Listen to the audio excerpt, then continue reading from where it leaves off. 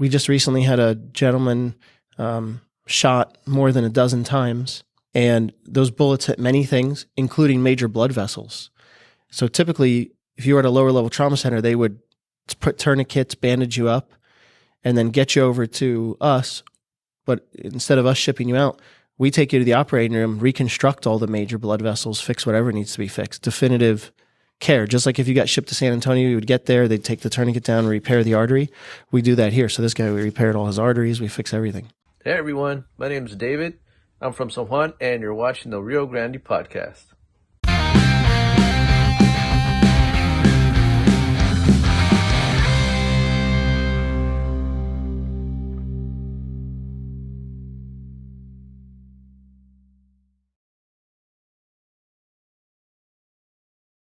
All right, guys, welcome back to the Rio Grande podcast. Today, we have come all the way to the world of DHR Health. We are spending some time with Dr. Jeffrey James Skubic. And I made sure I said that correctly, which is why I said it so slowly. I've been calling him Skubic for a while, so I have to apologize to you for that, sir. No worries. It's probably not the first time. Right? The H is invisible. Yeah. Nobody would know it. We're talking about the day in the life of trauma surgery, right? Day in the life of a trauma unit, of a trauma surgeon. And he's like, well, this is what it is, right? So I guess we got a little bit of a taste of the world of surgery. Pretty much. And that's not, he's like, not even a taste. There's few of us and many patients and thousands of nurses, and everybody needs something. And there's always surgeries to do and things popping up all the time. Yeah. And so we're talking specifically about trauma, right? So DHR Health is a level 1 trauma unit, right? So before I ask you anything else, what is a level 1 trauma unit? So a level 1 trauma center means you are the highest, most definitive level of care possible for people after they have received injuries. So it varies by state, but there are actually levels 1 through 5. In Texas, we just have 1 through 4. Some states have 5. And 1 is the highest, and then it goes down from there. So for instance, if you get injured in a rural area like Starr County, it's a level 4 trauma center, their goal is to package you up, do whatever they have to do to stop the bleeding immediately and get you out of there to a place like this where we do the definitive care. Okay. So this is the place where you get sent to. Yes. Okay. So I want to ask you, and I don't even like the word typical, and also it's such a generic question, but remember, this is new for us because, relatively speaking, the Valley has never had something sophisticated. So I'm pretty sure a lot of us don't even know the gravity of like what it means that we have DHR level 1 trauma care here. What would you say a day in the life is like for a trauma unit? So typically, we're also a teaching hospital. So we're an academic tertiary level 1 trauma center. So we have general surgery residency, and we also have surgical critical care fellowship, which is kind of a capstone where you would complete training after general surgery residency to become a fully board certified trauma surgeon. And we're only in the second year of that. So now you can go all the way through your training. But anyway, so we have completely here, all of it? Yeah, you can go to med school here. You can do general surgery residency here. You can do fellowship here and finish and be a fully double board certified trauma surgeon right here in the Valley. Okay, so let me stop you there real quick. Where else can you do that in Texas? The next closest one would be San Antonio. Okay, so we're at the Austin. level of those big. Yeah, that's what I'm saying. We have residents, med students, fellows. All the care that you can get in Houston, Dallas, San Antonio, it's the same level now. And it wasn't like that before. Yeah, that's why I'm saying, because a lot of us have that idea that the Valley is a small little town, right? Like you got to get out of here, but we have everything that we really need. We made the jump a few years back, and the Valley just keeps advancing. McAllen Medical went to level 1. Valley Baptist is a level 2. DHR Brownsville is a new hospital we just opened. We just put in for that to become a level 4, so another trauma center in Brownsville. Our local RAC, which is the consortium of all of us unified together, is growing and doing more and more things. We're doing a regional whole blood program together to help get whole blood onto the ambulances so they can bring blood to you at the scene of the accident. So it's all happening. We're not at the level of San Antonio or Houston yet, but we're up there. So can you give me an idea of like the capabilities specifically, like what type of injuries like you can take, like if something happens to me, like what are you capable of addressing? Just about anything. So, you'll take care of anything. Anything. So For instance, we just recently had a gentleman shot more than a dozen times. And those bullets hit many things, including major blood vessels. So typically, if you were at a lower level trauma center, they would put tourniquets, bandage you up, and then get you over to us. But instead of us shipping you out, we take you to the operating room, reconstruct all the major blood vessels, fix whatever needs to be fixed. Definitive care. Just like if you got shipped to San Antonio, you would get there, they'd take the tourniquet down, repair the artery. We do that here. So this guy, we repaired all his arteries, we fix everything. So there's nothing that you're not going to turn away. There's nothing too much for you? The only for thing... DHR? So the only thing we're turning away now are burns greater than 30%. Okay. So but that's because that burn unit is a whole other thing, though. Yeah. Yes, it's kind of related to trauma, but not. We are currently the highest level of taking care of burns. So we were taking care up to 10%, and then last summer we increased ours to 30%. And there's basically no other hospitals down here taking care of major burn patients. So now we'll take up to 30%, including inhalational injuries, and we're going to keep advancing that. But we're going slowly, so we don't bite off more than we can chew. And eventually, we're going to try to go for a burn center. So the Valley, you won't even have to leave for that. But right now, the major patients leaving the Valley are real bad burns, more than 30% total body surface area. They're going to San Antonio. And under that, and they're actually going to the military, BAMC. Wow. But under that, we're keeping them here now. So you're in a bad house fire, you burn a lot of your chest, and you have a bad inhalational injury, you're intubated on a breathing machine.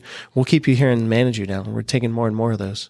Man, so the whole trauma unit, I mean, they do everything. I mean, the nurses, we do everything. What is it like in there, man? Is it really like the portrayal like of a war zone? Is like what is life really like in trauma? No, most of the traumas here at other level 1 trauma centers are fracture related. Elderly falls with hip fractures. That's number 1 all around the country because of our aging boomer population. So baby boomers. So all around the country, everywhere, the most common trauma we see is actually elderly isolated fall, hip fracture, and then motor vehicle accidents, ATVs. But then thrown in with that, and you never know when it's going to come. Then all of a sudden you get a multi-gunshot wound or a bad ATV rollover, and they have many fractures and brain injury, and then you never know what time of day or night that's going to come. And that's part of what level 1 is, right? Like that somebody's always like in-house, or isn't that part of like the? Yeah, it's being able to take care of anybody, anytime. So like as far as the team, right? There's always a surgeon. Isn't that like one of the ways to like become level 1? That so if you come here, doesn't matter if it's a weekday at 9 a.m. or if you come here at Christmas on 2 a.m, you will immediately be seen by, like with a bad trauma, you will immediately be seen by an emergency medicine physician and now an emergency medicine resident, because we have our EM residency first in the region, and the trauma nurses, the trauma surgeon, my surgery residents, my fellow if he's around. We only have one, so he's not there 24/7. But for the surgeons, we rotate, and one of us is there 24/7. And you're seen by all of us within minutes. Anesthesia as well. We bring them to the bedside actually at our hospital. In minutes. In minutes, because we're all there. So you get seen by everybody.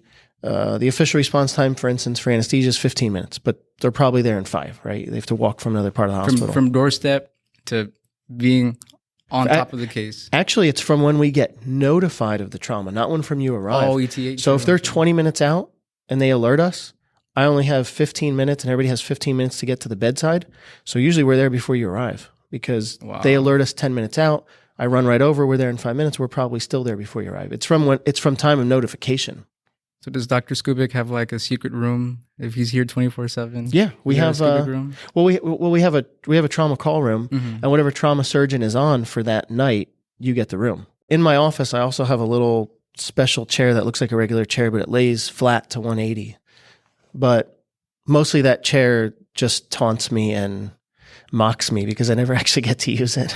So I want to ask you something with that in mind. Have you ever been woken up to like a level, like a trauma code? Like you're taking a nap? All the time.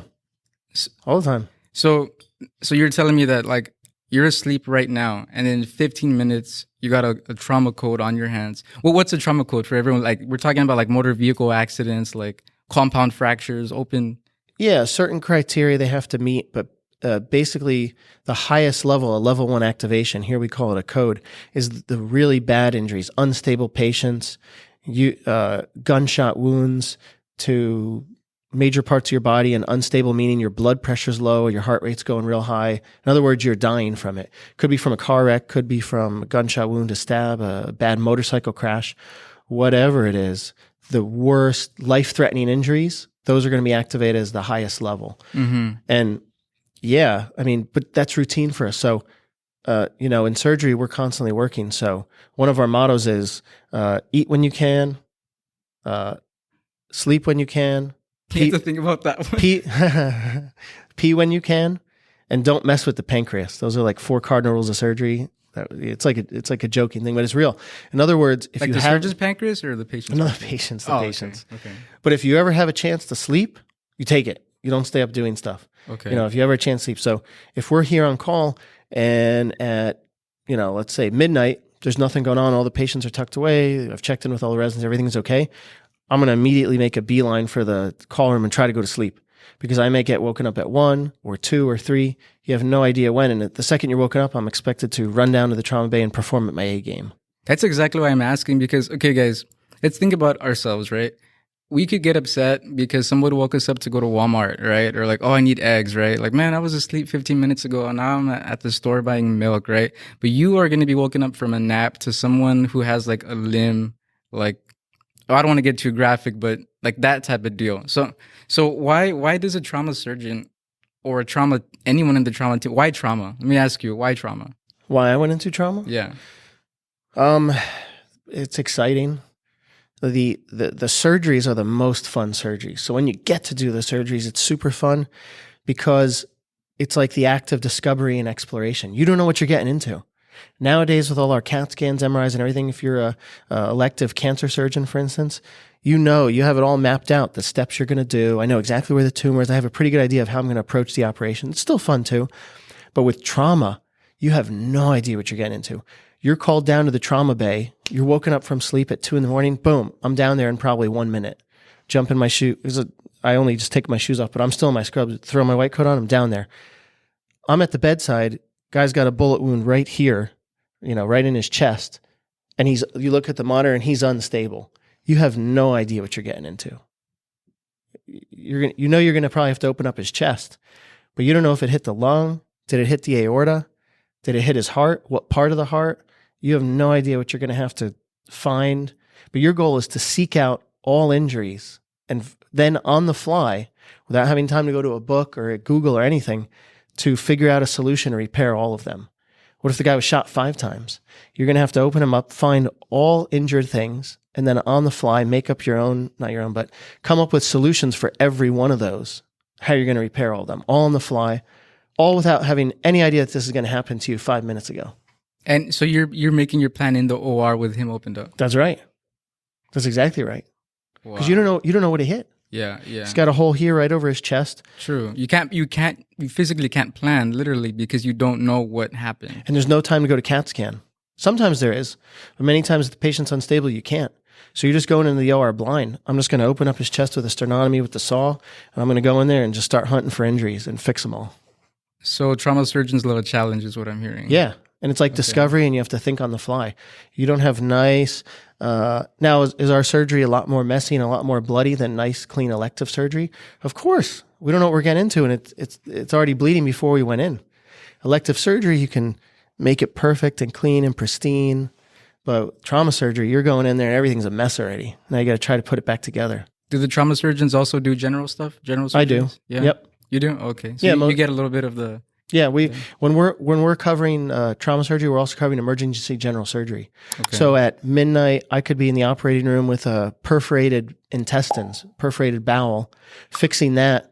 I might get a nap from 3 to 4, and then at 4 I get woken up for a stab to the chest. I got to go take care of that. So you basically have to take care of any surgical emergency that walks through the door, whatever it is. Wow. And you yourself, sir, you're not a Valley native, are you? No. Okay, so you came for the trauma, for the care. I mean, I was recruited here to help develop the region, and it's been a lot of fun doing that. Okay, develop the region in what sense? And for trauma surgery. Okay, that's what I came here for. Yeah, literally, right. So, where were you before this? I finished my fellowship training for 2 years in Boston. Okay, So let me ask you this then: how do we fare? How does the Valley fare in your experience? Like, are we more prone to accidents? Are we less? How do we grade compared to like Boston and everywhere where you trained? Do we get into more? Everyone says we're bad drivers, so like, do we get into more accidents? I don't want to comment on that. Everyone says, my wife's in the back laughing. Everyone says we're bad drivers. Turn signals are optional here. Everybody says their grandma falls off the ladder that she shouldn't have been on. Only while it's raining, they go up to fix it. When it's raining, and then they're getting rained on. We get a lot of those. So are we guilty of? Is all that true? Like, patterns vary based on region of the country. For instance, Texas has the highest ATV mortalities in the country. Texas is a huge state, and we ride a lot of ATVs, but we're number one for ATV mortalities. So we see a lot of ATV injuries. That's why we have a whole campaign, and Miss Cassandra Bravo, our injury prevention coordinator, one of her major projects has been ATV injury awareness and getting people to take this ATV course that we give for free about how to safely operate an ATV and the proper equipment to wear. wow. So everywhere you go has different patterns. Okay. I got one more question for you because we're gonna have to let Dr. Skubic go. He's been working all day. You came here. You were recruited to be, to set up the infrastructure of trauma care in the region, right? That sounds about right? Why do you love DHR? I like working here because, you know what? The best thing about this place is it's so forward thinking. That's the best thing. Sometimes you may go to another hospital place or other cities. They may be set in their ways, or, we've always done it this way. This is the way it's going to be done. This place, the people running it, they're just constantly looking for expansion. So if you're somebody that's adventurous and wants to expand, this place, it feels like the sky's the limit. Like anything we've wanted to do. And I come up with some pretty advanced thinking ideas. They're full support. They're just like, do it. Whatever you need, go for it. And some of the stuff can be hard to do because some of the stuff takes a lot of money. And they've been that way with trauma care here. And we've literally advanced with everything. Everything. Like ECMO. Extracorporeal membrane oxygenation is when the last chance to save a patient is to put them on a heart-lung machine without having their chest open. And they stay on that in the ICU for a while. And we're the only ECMO center in the Valley. So we will now get called by other hospitals in the region that have a patient that's a candidate and they're going to die without this. And we will go on the ambulance with one of our ECMO machines. We'll cannulate them, put all the big catheters into them at that hospital, and drive them back in our ambulance back to here and to continue their care here to try to save them. There's nowhere else that has that capability. And that was a huge undertaking and a huge amount of money to put at a project to develop that. Man, if something happens to me on an ATV, I know where I'm gonna be asked to be sent. We have the highest level of capabilities to do this stuff. Yeah, I mean, that's not. These aren't even arguments. I mean, these are just facts, right? Like, so so those are the things that keep you here. Like, you love that you're allowed to you let your brain run wild, basically. Right now, our big project that we're pushing forward is called direct to OR, direct to operating theater. So typically, when you come to a trauma center, you go to the trauma bay, like we have our 10-bed trauma bay here, which is attached to the emergency department, which is great. And the ER team and us both work in there on the patients. And then once we determine that they need to go to the operating room, you package them up and you wheel them and walk them all the way to the operating room. Okay. Some centers, there's really not many in Texas, like UC San Diego has this set up and have published on it. For the worst patient that you know for sure is going to need an operation. For instance, the guy we're describing, like the guy's shot right in the chest and he's unstable. There's no way he's not needing a surgery, right? Like you're not going to be able to fix everything in the emergency department. For that patient, there's a specific types of patients like that. They're not going to go to our trauma bay. You skip the whole emergency department in trauma bay and the patient, the ambulance pulls up and brings them right into the operating room. So that's a whole different way of doing care. And when I pitched this idea to them, they agreed to it, and they actually built us a whole new operating room. They actually built 4 new operating rooms, and we made one of them the new trauma operating room and one of them the new trauma orthopedics for all the fractures. And they even then constructed a ramp right outside the operating room to the alley for the ambulance. And we've actually been doing dry runs with it. And so we're going to go live with that very soon. And it's a whole new operating room, a ramp to it. So for the worst, sickest patients, you're not even going through the emergency department. Literally, the ambulance driver is bringing them into our operating room, putting them from their stretcher right onto the operating table, and we're opening them up right there to stop the bleeding. So it bypasses all that time that you would have spent in the ER working them up, then getting them to the operating room. You're shaving off precious minutes. And when someone's exsanguinating, when they're bleeding a lot, the most important thing of all to save their life is time to hemorrhage control. So if we can shorten that by EMS time from arrival to operating room is 0. That's and you brought that idea? Yeah. And they let you run with it? Yeah. Wow. They built a whole new operating for us. Where did that It's idea good to come know from? It's good to know a builder. Yeah. Were you like in the shower and you thought about this, or like? We've been talking about it for a few years. Wow. We have a new trauma surgeon here that trained with us named Ryan Shine. And he went through our residency, went away to do fellowship in Dallas, and now came back, and we hired him as one of our trauma surgeons. And when he was a resident here, we had been throwing around the idea for a while, and we knew UC San Diego had these capabilities. Okay. And we wanted to bring it to South Texas. So to emulate that. Yeah, imagine, instead of waiting in the ER, then they call in the trauma crew, then you get the operating room running, then you finally put you on the stretcher, wheel you all the way there. Literally, the EMS driver puts you on the table, and the surgeon and anesthesiologist are waiting there for you. Wow. The whole surgeon and the anesthesiologist. You guys don't know how crazy that is. And the emergency medicine physician. Yeah.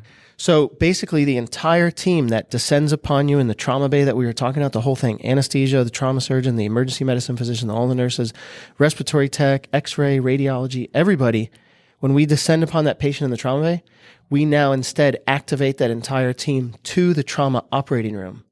And so when the ambulance arrives, we both meet there, and you get an immediate operation if you need one.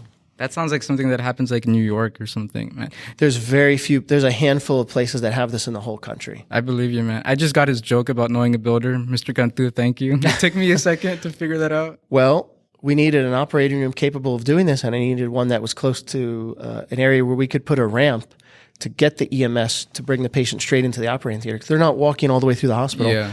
They're going up the ramp and right into the operating room. Man, so I mean, we're all about saving lives. Like, I mean, to the T, man. That's literally that's amazing. That's amazing. We don't get to talk to you. You know, people aren't going to talk to you on the streets, so we don't see like how amazing this is. I mean, I say this a lot, but this is a gift to the Valley. So that my favorite part about working here is that. Number 2 favorite part. Well, 2 and 3 is the patients are super grateful in the RGV. Like when they realize the capabilities of what we can do, and when we save their family members' lives, they're super, super grateful. Sometimes they don't have a lot of money. You know, they may come from a colonia or so forth, but they're super grateful. And then the other thing is, I really like the people I work with. All the other surgeons I work with, they're basically we're like family now. Including all of our team, the nurses, the ER docs, the residents. It's like a big family team, and it's really become like that. We have dinners together and stuff. It's everybody's listening, kind of trying not to cry. They're too tough. Well, it's true. Everybody here welcomed me with open arms. I've never felt like an outsider here. So, do you think the people of the Valley are like truly like nice people? Yes, we hear that all the time. But yes, I mean, I grew up my whole life in New York City area. People down here are way nicer. I'm not worried about getting mugged every 2 seconds, you know, in front of my own house. That's nice to hear. It's different in New York, you know. For me, I feel a little safer climbing a ladder now, knowing that we have all this stuff here. I'm going to let you go, sir, because I was looking at the time. I kid you not, Dr. Skubic came out of surgery to do this, right? This one is for all the people and all the families that you've saved their family members' lives. Thank you. The ones that haven't got to do it. That handshake was for the whole Valley, man. Thank you. The whole team. I appreciate it, but it's really not just me. I'm only one of many surgeons here that are operating on a daily basis, saving these people's lives.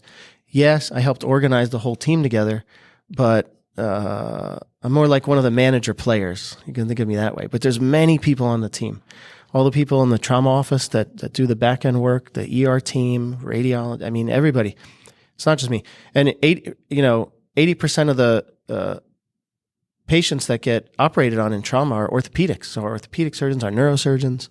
So there's just these teams are huge. Facial surgeons, plastic surgeons, hand surgeons. We have that here? Everything. Hand surgeon. 24/7, Everything. 365. Man. We haven't had a day without hand surgery coverage since 2020, I want to say. Okay. 2021, somewhere around that era. We haven't had a day without coverage. Again, it doesn't matter if it's Christmas Day, Thanksgiving Day. If you come in with a bad hand injury, now that the hand surgeons are not in-house, right? You're not going to keep everybody in-house. It's rare, guys. Hand surgeons are very rare. Like for most of us who don't know, like, you know, how much we have of certain specialties, that is crazy that they're... Haven't had a day without coverage since like 2020. Wow. And facial trauma surgeries, regarding whether if you get a broken nose, broken orbital, broken jaw, whatever it is, we haven't had a day without coverage for that since like 2019. Not one day. Wow. I want to tell one thing, guys, for everybody listening, make sure to thank the wives of all these trauma surgeons, because that's like, for example, his wife is sharing her husband with the whole valley, right? He 24 hour shifts. So thank you to your wife, and don't forget to thank, you know, the loved ones. I'm saying wives, but you know, the partners, the spouses of all our trauma surgeons, of all our trauma nurses, the whole trauma unit. If this is my person, I'm sharing him with someone that needs to be saved. So thank you for the family too, and thank you to DHR Health. I can honestly say I feel a little bit safer. I really do. Like I not that I'm gonna climb a ladder right now, like when it's raining, but you know what we have here, guys. Us in the valley, we have true, legitimate, professional emergency healthcare, and that was not always the case. So I just want to I want to tell someone that represents DHR, thank you, man, thank you, sir, for this. It's really it's a gift that you've given us. Thanks to everybody for putting support behind this. The state of Texas, you know, we get a lot of support from them. The whole administration, Mr. Cantu, as you mentioned, all those people are forward thinking and have advanced the care here. It's not what if you even went back a decade, there's no comparison. It is the system we have in place now. You always had good surgeons and good nurses, but no one put the pieces of the puzzle together as a whole system. Now we have it, and everything is taken care of. All right, it's time for my favorite part of the day, the Dulce Wines Valley homework of the week. This week, the Valley homework is to make somebody laugh. Okay, that might be easy, might be hard. I guess it depends on who you target. But make someone laugh, spread a little joy, a little laughter into the world, into the air, and let us know how it went. You know, send us a message. Tell us if you failed at first or how many people it took to make someone laugh. But that's the homework of the week. All right, we'll make the community a little bit better by spreading some joy. Dulce Wine homework of the week: make somebody laugh. Guys, the valley's on the way up. We're on the way up. Time. Big time. We need everything. We need to advance burn care. Driscoll opened, so now they're really trying to raise the level for pediatrics instead of sending out all the kids. Mm-hmm. So we're trying. There's still more to do, but we've really gone leaps and bounds where we can take care of the most serious injuries. They don't all get shipped out anymore. They're all kept here now. Very few are sent out, actually. Thanks for saying thanks to my wife. I'm lucky she's very understanding because she's a nurse. So. Yeah, but everybody has their limits. But she's super understanding, super supportive, and yes, any of us who are working as surgeons where we put in all these hours, our families are super supportive, and they have to be okay with us not being around many holidays, weekends, nights, birthdays. You know, we miss a lot of typical things. Yeah, man. Well, thank you, sir. Thank you, DHR, for what you've given to us. We all feel a little bit safer now, and. Yeah, just most importantly, thanks for what you've brought, you know, to the valley. The innovation is exciting, and we'll see you soon. Hopefully not at your capacity, right? And drive safe. Thanks for having me. Thank you, sir.